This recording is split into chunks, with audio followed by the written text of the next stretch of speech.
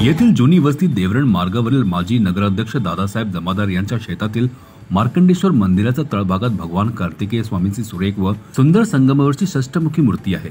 दरवर्षी पौर्णिमेला व कृतिका नक्षत्रात हजारोच्या संख्येने भाविक येतात। यंदा दुर्मिळ दर्शनाचा योग हा शुक्रवार 15 नोव्हेंबर रोजी येत आहे। येथील मंदिरात दरवर्षी आंध्र प्रदेश, मध्य प्रदेश, गुजरात व महाराष्ट्रातील विविध भागातून भाविक दर्शनासाठी येत असतात। यावर्षी कार्तिक स्वामीचा दर्शनाचा हा योग 15 नोव्हेंबर शुक्रवार रोजी येत आहे। हे धार्मिक स्थळ कानपूरचे नागाव निर्वाण महाराज, अक्कलकोटचे स्वामी समर्थ महाराजांच्या व्यासपीठावर विराजमान चतुर्थ महाराज पुरुष गजानन महाराज, चिखलीचे संत मौनीबाबा, मूर्तिजापूरचे संत बद्रीनाथ महाराज आदींच्या सहवासाने पावन झालेले आहे। शुक्रवार कृतिका नक्षत्रात दिवसभर मंदिर दर्शनासाठी उघडे राहील व संध्याकाळी 7 नंतर मंदिर बंद करण्यात येईल, अशी माहिती मंदिराचे ट्रस्टी मनीष जमादार यांनी दिली आहे। महाराष्ट्रातील अकोला जिल्ह्यात असलेल्या मूर्तिजापूर येथील जुन्या वस्ती स्थित मार्कंडेश्वर या नावाचं मंदिर स्थित आहे। या मंदिराची ख्याती जर बघितली तर 1800च्या कालावधीतील हे मंदिर असल्याचं बोलल्या जात आहे। मात्र हे हेमाडपंथी मंदिरामध्ये जर वैशिष्ट्य बघितलं तर वर्षातून एकच वेळा हे मंदिर कार्तिक स्वामी तिने उघडल्या जात असल्याचं येथील जाणकारांचं सांगणं आहे। या मंदिरामध्ये शिव पार्वतीच्या पूर्ण परिवारांची सुद्धा या ठिकाणी एकाच ठिकाणी दर्शन होत असतं। माझ्यासोबत आहेत काही जाणकार, त्यांच्यासोबत आपण जाणून घेणार आहोत नेमकी या मंदिराची ख्याती काय आहे ते। नेमकं या मंदिराची 1800च्या कालावधीमध्ये या मंदिराची स्थापना झाली असं सांगण्यात येत आहे। काय सांगाल या मंदिराच्या माहिती? कार्तिक स्वामीचं मंदिर हे जुनं पुराण जरी असलं तरी पण 1948 सालाच्या अगोदर पासून इथे मूर्तिजापूरचे प्रथम नगराध्यक्ष विठ्ठलराव जमादार यांच्या ते नैपुत्रिक होते। त्यांना फक्त मुलीच होत्या, मुलं नव्हते। त्यांनी खूप उपवास केलेत, व्रत वैकल्य केलेत, पण त्यांना मुलगा होत नसता, वारसदार म्हणून पाहिजे होता। म्हणून त्यांनी ह्या मंदिरामध्ये कुणीतरी यावं, कुणीतरी संत महात्मा दर्शन घ्यावं असे ते विचारत होते। ते विचारत असताना मूर्तिजापूर रेल्वे स्थानकावर एक संन्यासी गृहस्थ रेल्वेच्या बेंचवर बसल्याला दिसला। त्यांनी आग्रह करून नमस्कार करून त्यांना घरी बोलवलं। ते यायला तयार नव्हते, तरी पण त्यांना बंडी बोलवून, तेव्हा बंडी होती, ती बंडी करून त्यांना घरी आणलं। त्यांची गादी त्यांच्या घरात बसवलेली आजही पाहायला मिळते। इथून जवळ 10 मिनिटाच्या अंतरावर त्यांचं घर आहे। त्या गादीवर ते जवळजवळ 1 ते 2 महिनेपर्यंत त्यांच्या सेवेत होते। सेवेत झाल्यानंतर त्यांनी फक्त एवढंच विचारलं की विठ्ठल तुला काय पाहिजे? त्यांनी सांगितलं की मला काहीच नको आहे, धनधान्य संपन्न मी आहे, भरपूर शेती माझ्याकडे आहे, पण माझ्या इष्टितेचा वारसदार म्हणून मला पुत्र हवा आहे। तरी मी लवकरच तुला पुत्र होईल। आणि त्या दर्शनाने, त्यांच्या आशीर्वादाने झालेले चिरंजीव म्हणजेच विठ्ठल जमादाराचे मोठे चिरंजीव, त्यांचं नाव आता लक्षात आता नाही आहे, पण मी सांगतो तुम्हाला थोड्या वेळाने। हे समोर बसलेले आहेत यांचे वडील विजय कुमार त्यांचं नाव, ते समोर बसलेले आहेत, पावती फाडून आले आहेत। यांचे वडील ते विठ्ठलराव ते चिरंजीव, ते प्रासादिक चिरंजीव जे आहेत त्यांचे, आणि ते बाबा जे प्रसन्न झाले होते, ज्या बाबाच्या प्रसादाने त्यांना हे चिरंजीव झाले होते विठ्ठलरावांना, ते मंदिर आपल्या मागच्या बाजूला आहे। बद्रीबाबा प्रसिद्ध आहे ते। 1952 14 नोव्हेंबर 1952ला त्यांचा देहांत झाला। त्या दिवशी त्यांचं खाली लिहिलेलं आहे, ते बाबा ते आहेत। त्या बाबांच्या ठिकाणी, या ठिकाणी मागच्या बाजूला या मंदिर वर्षातून एकच वेळा उघडले जाते अशी ख्याती आहे।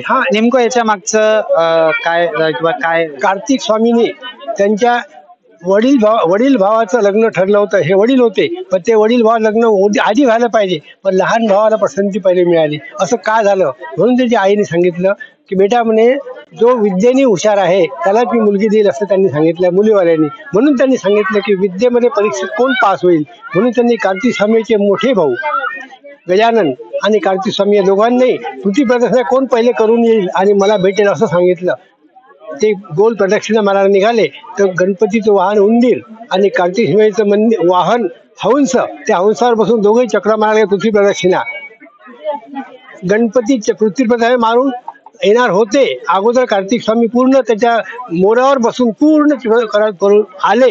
परत आल्यानंतर हात लावायच्या आधीच थोडं जवळ फिरून आल्यानंतर कार्तिक स्वामी गणपती उठले आणि स्वतः विष्णूच्या बोटीच्या 3 प्रदक्षिणा मारल्या आणि त्याला सांगितलं की मी ज्ञानाचा संपूर्णपणे मी आहे, 14 विद्या 64 कला माझ्यापाशी आहेत गणपतीपाशी, म्हणून मी विद्येने पास आहे, तर मी पृथ्वीला प्रदक्षिणा 3 वेळ केलेली आहे। म्हणून त्याला सांगितलं की जे माझे परीक्षा घेणार आहेत त्यांच्या भोवती 3 प्रदक्षिणा मारलेले मी आहेत, म्हणजे मी 3 प्रदक्षिणा केलेली आहे, मला पृथ्वी फिरायची गरज नाही। म्हणून ते परीक्षेमध्ये पास झालेत, म्हणून त्यांचं लग्न झालं। या मंदिराची स्थापना शके 1862 मध्ये अक्कलकोट निवासी श्री गजानन महाराज, त्याच्यानंतर बुलढाण्याचे मौनी महाराज आणि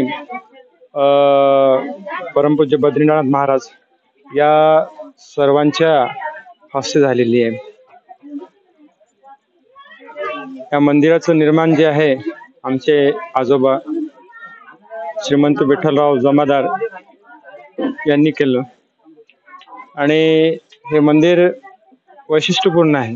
वैशिष्ट्यपूर्ण म्हणजे पूर्ण महाराष्ट्रात काय पूर्ण भारतात असं मंदिर नसेल. इथं पूर्ण शिवपरिवार इथं एकत्र आहे. इथं आपल्याला वरच्या बाजूला मार्कंडेश्वरचं मंदिर आहे. इथं महादेव आणि महादेवांच्या पिंडीला आलिंगन देताना बाल मार्कंडे ऋषी आहेत. त्यानंतर बाजूला यमराज आहे आणि या मंदिराच्या खालच्या भागात तळघरात कार्तिकेय स्वामींचं मंदिर आहे. कार्तिकेय स्वामींची ही अत्यंत सुरेख अशी मूर्ती आहे आणि षडमुखी मूर्ती आहे. संगमवरची मूर्ती आहे. तळघरात 12 महिने पाणी साचलेलं असते आणि जे कार्तिक पौर्णिमा असते आणि कृतिका नक्षत्र असते त्यावेळेस हे दर्शनासाठी आम्ही उपलब्ध करून देतो. लोकांच्या पाणी काढावं लागते आणि त्यानंतर आम्ही दर्शनासाठी उपलब्ध करून देतो. आपल्या सांगण्यानुसार हे हेमाडपंथी मंदिर आहे. अत्यंत जुनं मंदिर आहे. 1800 कालीन मधलं हे मंदिर असताना सुद्धा या मंदिराला अद्यापपर्यंत तीर्थक्षेत्राचा दर्जा किंवा काही नाही.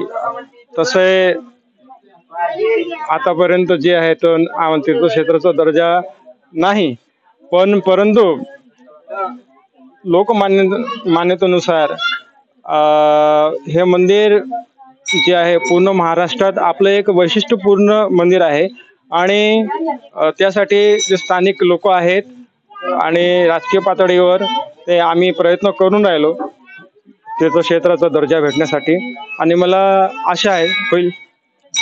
यापूर्वी आपण काही पाठपुरावा ते शासन दरबारी केलाय का मंदिराला तीर्थक्षेत्र दर्जा मिळावा, जेणेकरून मंदिराचा आणखीन मोठ्या प्रमाणात उद्धार होईल आणि या मंदिराची ख्याती जी आहे ती महाराष्ट्रातच नव्हे तर अख्ख्या जगाच्या पाठीवर उमटेल?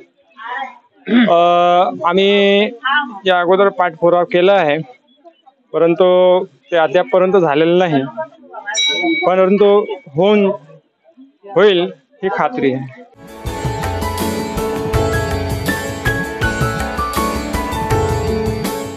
CEN न्यूज, देश प्रदेश की ताजा तरीन खबरों के लिए CEN न्यूज को सब्सक्राइब करें और रहें पल पल की खबर से हर पल बाखबर.